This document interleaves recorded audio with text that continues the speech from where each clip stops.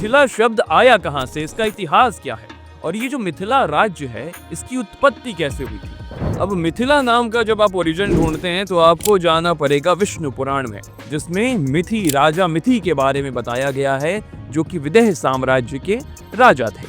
अब इनके बारे में कहा गया कि इनकी उत्पत्ति जो है माँ के शरीर से नहीं हुई बल्कि पिता के शरीर से हुई, वो भी मंत्र उच्चारण करके ऋषियों ने करवाया था, इसीलिए इनको जनक कहा जाने लगा।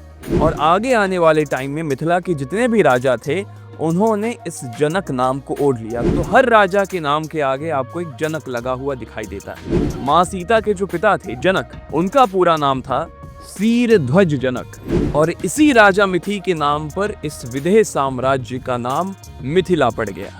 अब आपके मन में ये सवाल होगा कि चलो ठीक है, मिथि राजा के नाम पर मिथिला पड़ा, लेकिन ये जो विदेह साम्राज्य था ये अस्तित्व में कैसे आया।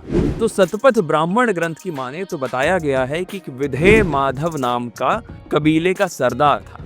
वो गंगा, गंडक और महानंदा से घिरे इस राज्य में आया और उसी ने विदेह साम्राज्य की स्थापना की, जो बाद में राजा मिथि के नाम पर मिथिला पड़ गया, और जिसकी जो बाउंड्री है वो बिहार के मिथिलांचल से लेकर नेपाल तक फैली रही।